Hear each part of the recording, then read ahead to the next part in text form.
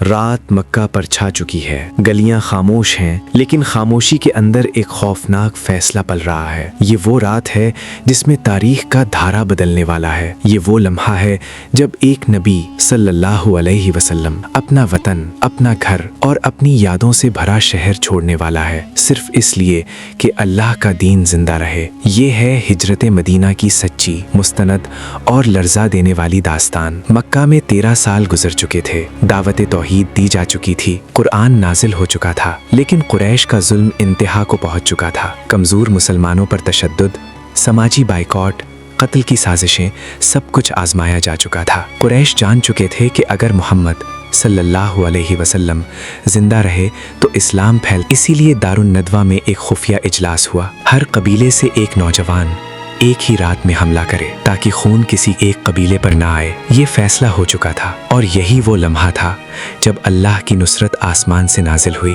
قرآن ہمیں بتاتا ہے کہ اللہ نے اپنے نبی کو ان کے منصوبے سے آگاہ کر دیا۔ نبی کریم صلی اللہ علیہ وسلم نے فوراً ہجرت کا ارادہ فرمایا۔ یہ کوئی عام سفر نہیں تھا، یہ دین کی بقا کا سفر تھا۔ حضرت علی رضی اللہ عنہ کو اپنے بستر پر سلایا گیا۔ یہ عمل مکمل اعتماد اور توکل کی انتہا تھا۔ دشمن تلواریں لیے دروازے پر کھڑے تھے، اور نبی صلی اللہ علیہ وسلم خاموشی سے گھر سے نکل چکے تھے۔ یہ قرآن کا وعدہ تھا کہ اللہ اپنے رسول کی حفاظت فرماتا ہے۔ نبی صلی اللہ علیہ وسلم سیدھے مدینہ کی طرف نہیں گئے۔ یہ حکمت تھی، نہ کہ خوف۔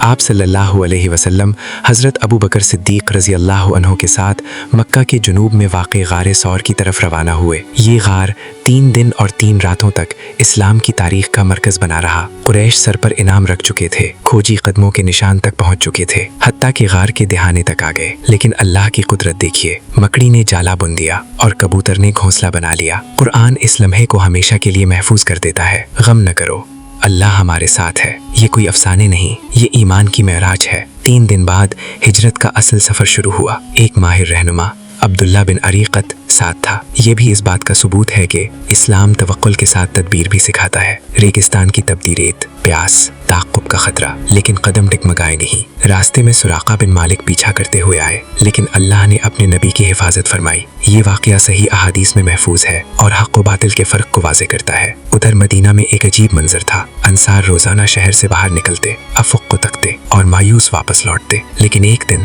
دوپہر کی تیز دھوپ میں ایک آواز گونجی، وہ آ گئے۔ یہ صرف ایک آمد نہیں تھی، یہ رحمت کا نزول تھا۔ نبی کریم صلی اللہ علیہ وسلم مدینہ پہنچ چکے تھے۔ مدینہ نے وہ استقبال کیا جو تاریخ میں بے مثال ہے۔